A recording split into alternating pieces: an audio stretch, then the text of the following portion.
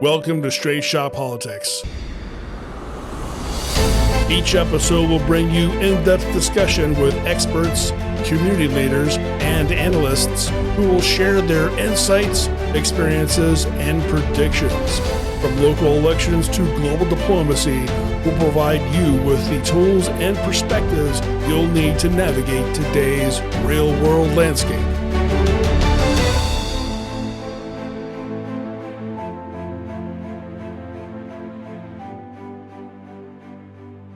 Why? Are we just going to record this for future use? Oh, continue. Sorry. No, but just getting back down to where what we were saying is that it's got to be said there's a cultural problem in the quote hip hop urban black community, and it's reflected in the values in their music. It doesn't matter value of life, family, love, friends, compassion. No, none of that. No. It's about making money. It's about having as much filthy, perverted, raunchy sex as you can. It's about exerting your dominance. It's a culture that celebrates death and violence.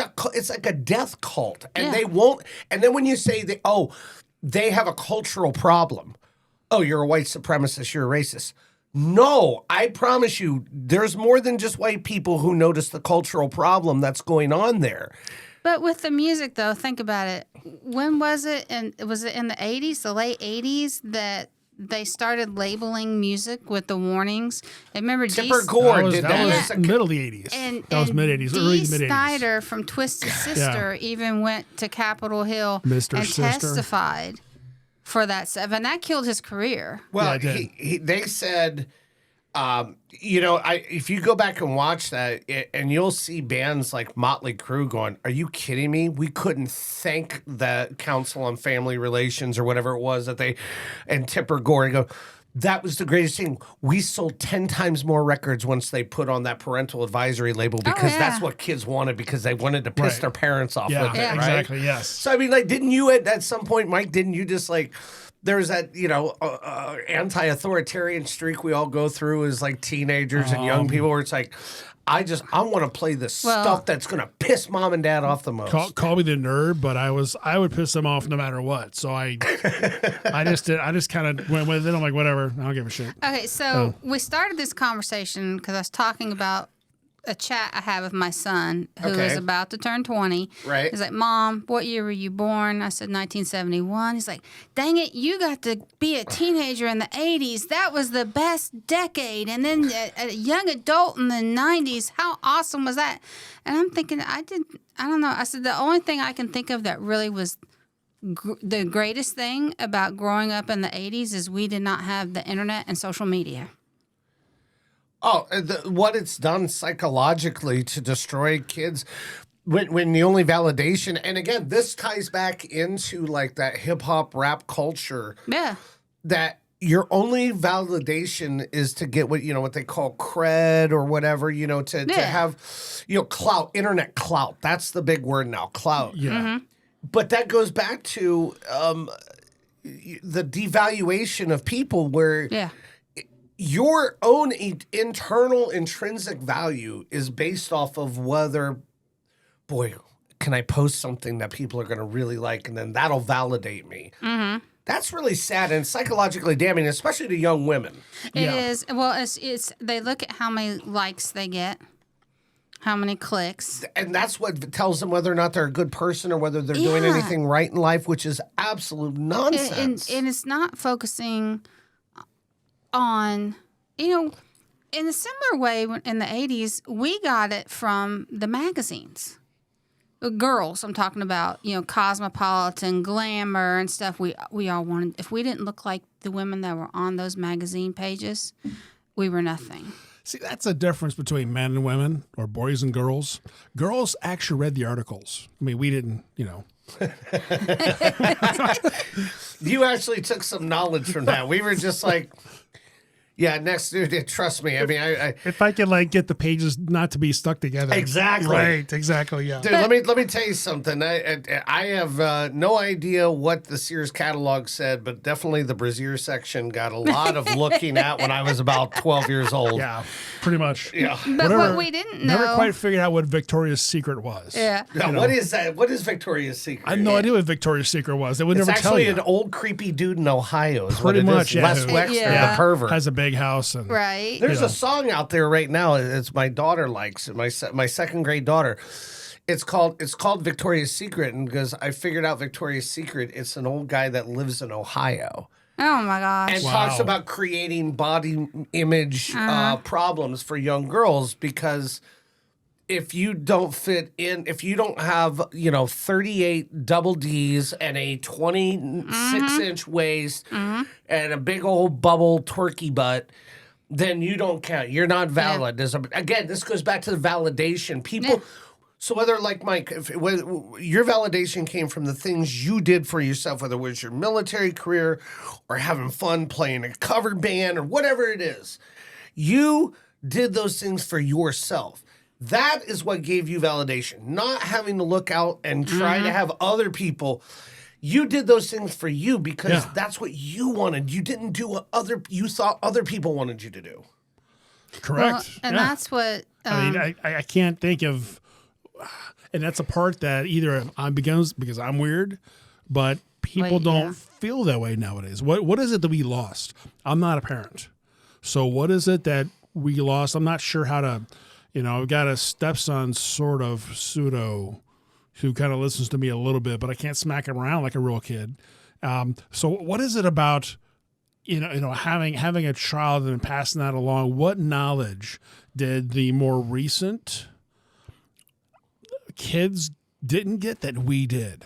I think a lot of it has to deal with the cultural shift. So when you and I were growing up in the 70s and the 80s, Right. We were having family dinners every night. We had recreational sports, yes, Right. but they didn't take up 90% of our time. Right. And then you fast forward, we get the internet, we get the iPads, and parents are more concerned, have younger parents, even probably some in my generation, but those that came after us, they're more concerned with being friends to their kids than being parents. And then you have the other faction that they're so obsessed with kids' sports. Now, when I coached baseball, I had a great time. It was 3 days a week, but I had kids on my team who were playing multiple sports at the same time. So they're with me one night playing baseball. They're with the travel baseball team the next night. They're with the hockey team another night. Sister, preach it. And these parents have, and I get it, the idea of becoming a professional athlete is so appealing. But the chances of your kid doing that, so they're spending all their time running from A to B, whether it's sports, whether it's dance, or whatever activity, soccer, whatever they're in, they're not having that family bonding time. And that's huge. I agree. And our parents, Lisa, you and I, our parents were Ward and June's kids. Pretty much. Right. Yeah. So Ward and June's kids, golly gee whiz, mom and dad, where are you guys? He comes home, he reads the paper in his tie, goes out and mows the grass in his tie. June's making dinner. June didn't work today because June's a stay-at-home mom. Now, because our generation, as we're growing up, both parents are now out working. So they have to find something for the kids to do between 3 and 5, so they have to do something else.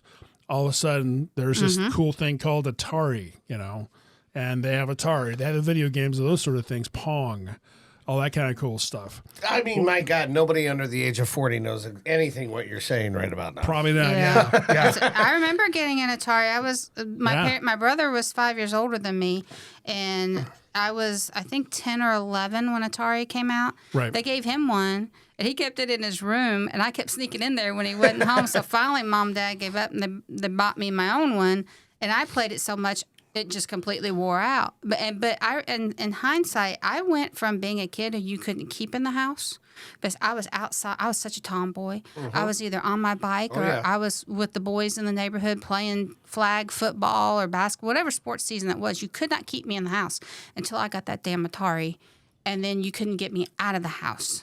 That was very similar to when growing up in the late 80s, early 90s, getting my first Nintendo and Super Nintendo system.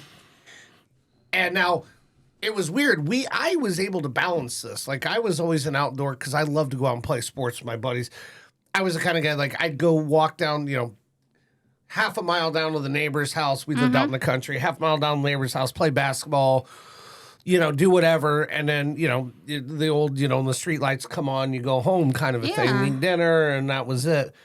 But the video games now, I have... I'm glad you mentioned that because I don't think enough parents make a concerted effort to force their children to go out and get physical. First of all, physical exercise is so good for their mental development as well. Oh, yeah.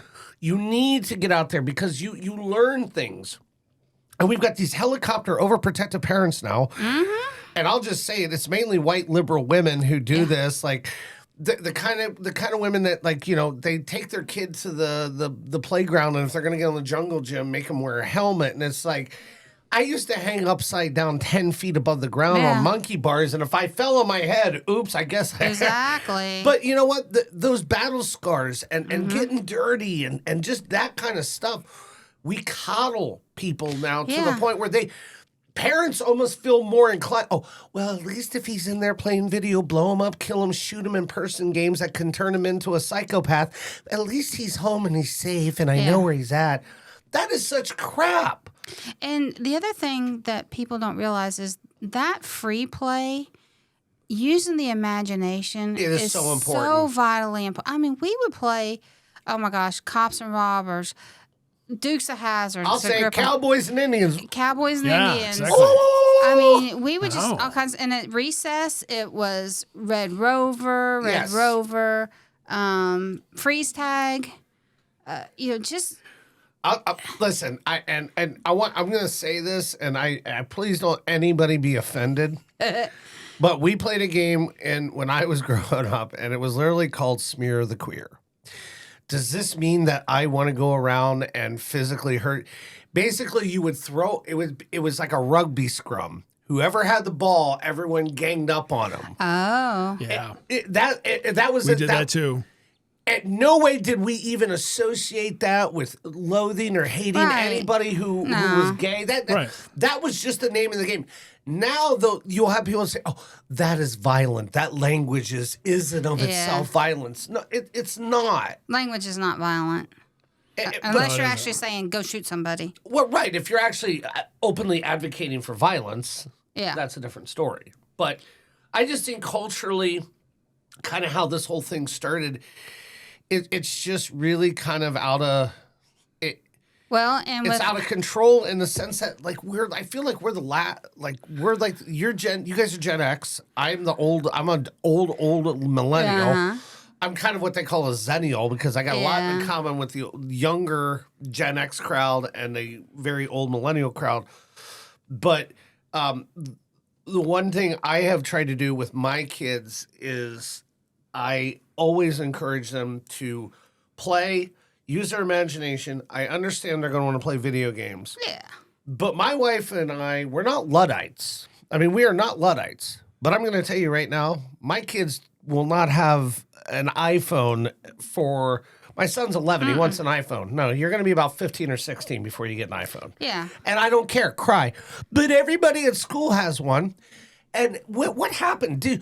Did you dare tell, would either one of you, your mom and dad growing up, no.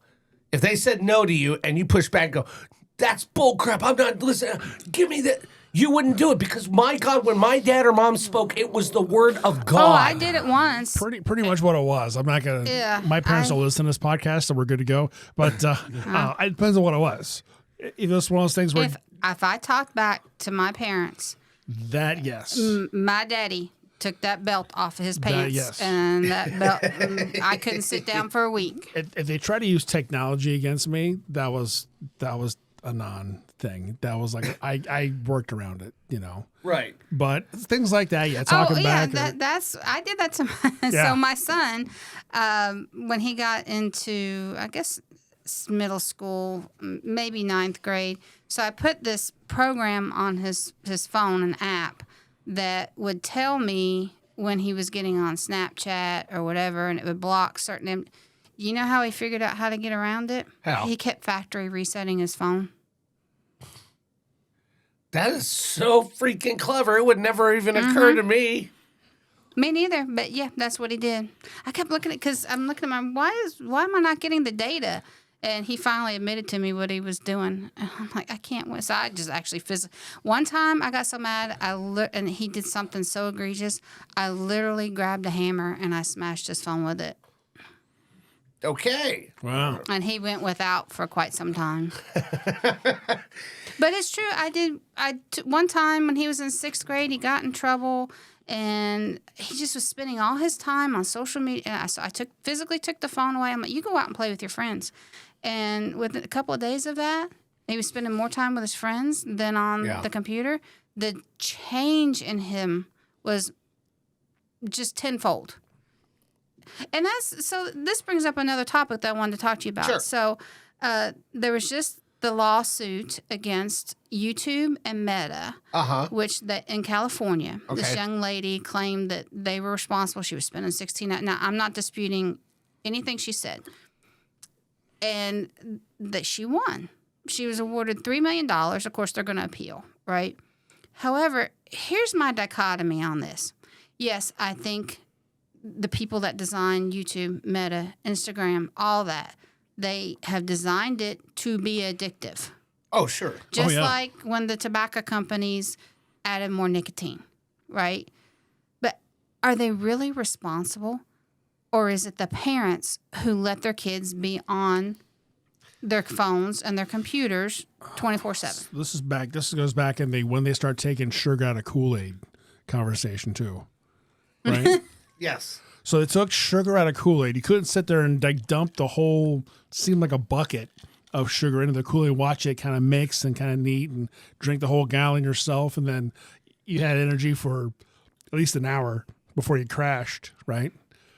That's that responsible. They kind of do that so that they can impose a babysitter. They're trying to use technology as a babysitter as opposed to a real babysitter, or come out, eat dinner, come spend time, because both parents are working, both parents are busy. And how employers are, well, we need you to stay late, or we need you to work on this, or in order to get this thing so you can make it to the next level, you need to work extra to be able to get this thing. And you need to stay late to get this thing. And staying late means less time with the family. Well, or when you come home, you're also tired, just want to sit here and watch the TV. It's incredibly programmed to make you think something else. And it becomes addictive as well. Well, and not only that, but then there are a lot of single parents. I'm one of them. So my ex and I split when my son was in 1st grade. And raising a child by myself, I was completely exhausted. Oh, God. Mentally exhausted. And not only that, but while I'm raising my son, I'm taking care of my elderly parents. So there's a lot of things that factor in that, but parents just have to be intentional. And no matter how tired you are, you have to realize you are your kid's lifeline. That's 100%. And I'm going to, my wife and we've remarked to each other multiple times. I have no idea how my mom did it. I don't know how any single parent does it, because even between the two of us, we're hanging on by a thread. It was like, tonight trying to get here was just, and it's nobody's fault. But my kids are we're their lifeline. So it's like, something comes up, and now you got to run to, one kid to rehearsal practice. The other's got to go to soccer. By the way, the youngest is still in daycare. Somebody's got to pick her up and make sure she's watched. And you do all that. I have no idea how anybody does it. And then if you want to look at the problem in the culture, there it is. I mean, this goes back all the way. I mean, this goes way deep culturally. And I don't think this is just any one race, creed, culture, religious problem right now. But you look at what abortion did. You look at what the rise of the celebration of single mothers. And you've got these women working, some women who work and some women who don't, some women who just mooch off the system and pump out kids with 12 different baby daddies because that's a golden Wonka ticket for them. You look at that, they don't pay any attention. So when you wonder why the youth or the younger generation, young Gen Z or Gen Alpha coming up now, as they call it, there are so many children, and it is predominant, and it is very prevalent in urban and black households, and also even look at the rise of single mom. Oh, I don't need no man. I'm gonna go get in Virturo. I'll do this. So you've got all these kids that don't have a father figure in the house, which is the single biggest tragedy. The ironic thing, in the pursuit of equality and a better life for everyone, the feminist movement, the Margaret Sanger abortion movement, and then the celebration of the welfare class that supports women, who actually literally encourages a woman to never get married but keep pumping out kids. You look at all of that in the effort to what they thought was going to make a better life. We have destroyed generations, at least 2 generations of kids. And then you go back all the way back to the pandemic. Do you know how bad that the scamdemic, the COVID nonsense, the kids who were never at risk, do you know how far back that set us as a culture, as a nation, that 2 years where no kids were in school? Yeah. How bad the test scores are now, how far we're falling behind China and other places in the world. Oh, yeah. Well, and that's the other part of the cultural problem, Josh, is the DEI that's in schools. Oh, there's no doubt about that. Now, again, I'll say this every time I bring up this topic. I support teaching all history, good, bad, and ugly. I think it's important that we understand other cultures, because we do have so many cultures, people from different countries. But I'm scared to look at a Confederate general statue. I'm scared. It could hurt me. Yeah, but when you teach these kids that if you're not white, you're just a hopeless victim. Yep. And you teach them these microaggressions, they're constantly. What a stupid word. I mean, people are afraid to ask questions. They're afraid to talk to each other, and they're learning how just to be a label. And so I get to speak at a local high school twice a year in the polyrad class. And that's one of the things I tell them is that your sexuality, your skin color, your religion, your ethnic background are secondary characteristics. They do not define you as a person. They don't define you. What matters is who you are on the inside. Are you a good person? Do you try to help others? Are you trying to make the world a better place? Be who you are. Don't label yourself. You mean like actually being judged on the content of your character? Exactly. Like, well, who was that guy? Some famous guy. Yeah, I mean, Yeah, it was that just, guy. and it wasn't that long ago that we had Black History Month. And, I didn't recall hearing a whole lot about Martin Luther King this year. No, because he doesn't fit their narrative. The message has gotten lost. Yeah. And all of it. And listen, this is not, for God's sakes, this is not sitting here picking on any other culture but white conservative culture. That's not what we're doing here, because the values we believe in are open to anybody. I don't care who you are. You atheist, gay, brown skin, yellow skin, white skin, whatever, purple skin, whatever. I don't care. Do you share these same set of values? If you do, you are family. We are all part of it together. Now, ironically, they say that, the left will tell you that, like, people like us, conservatives, I consider myself a populist nationalist. And those are not dirty words to me. I know they are to the left. It's like, telling, like throwing holy water on, Linda Blair and The Exorcist. But you look at all that stuff, and they'll tell you that, they're so racist, they're so bigoted, they're so... But yet, the left uses identity politics as a qualifier for whether or not you are a good or bad person. Wait a minute. You're the one who's judging people based on, are they this color? Are they this sexuality or this ethnicity? There's a meme about that. There's a meme that has like a color chart they use as a litmus test. Yeah. Yeah. Well, who was it You know. that said, if you don't vote for me, you ain't black? Yeah, if you ain't, I mean, what? But people like us are the racists. An old white guy said that. Yeah. An old white man telling black people, Right. you vote for me, you ain't black, boy. He might as well just said boy at the end. You know who wrote that? The auto pen. Well, it's, you know, and during the last presidential election, I saw so many women, black and white, saying, I'm going to vote for the woman. Because she's a woman. Because she's a woman. I'm like, I'm sorry. You know, I would love, I'm waiting for the time that we have a strong female candidate who can be president of this country. Forgot to say the word qualified. But she's got to be qualified. Yeah. Thank you. That's what I was getting to. Sorry, I didn't mean to steal the thunder. Don't interrupt me. Okay. No, but she's got to be qualified. Right. She's got to have, either, be a good business person, be good with, foreign. Do OnlyFans models count? Well, I don't know about that. You said good business person. I'm just, just joking. If they know how to run a business, that's how this, and that's, I think, why Trump has been so successful, because he knows how to make money. And if you know how to make money, then you can look at it, how the government's, there's so much waste. Oh my gosh, it's coming out. Just like we just saw, I was telling you a little bit earlier, they've found possibly $4 billion of waste in Ohio's Medicaid. I'm not surprised.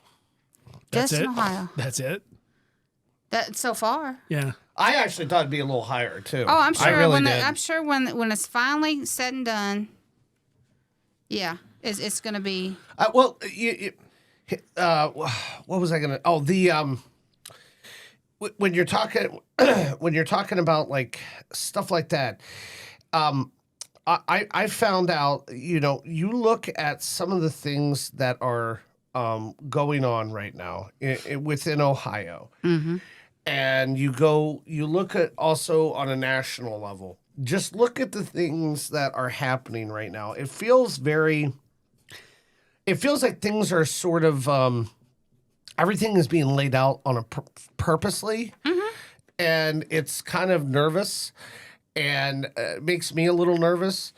And I just honestly, right now, I just don't have a good feel for what direction anything's going. No. We're a month almost exactly away from the primaries coming up here, and what? Go ahead. Last Saturday, no King's March again. Yeah. And what did they? Chinese communist flags. Oh yeah. And I saw that. First of all, I'm laughing because it's just ridiculous, right? Because if Trump was a king, they wouldn't be able to do that, right? That's a whole lot of free speech for a king. Exactly. But it scares me that this generation and a lot of middle-aged white liberal women are embracing the idea of communism. Yeah. It scares me.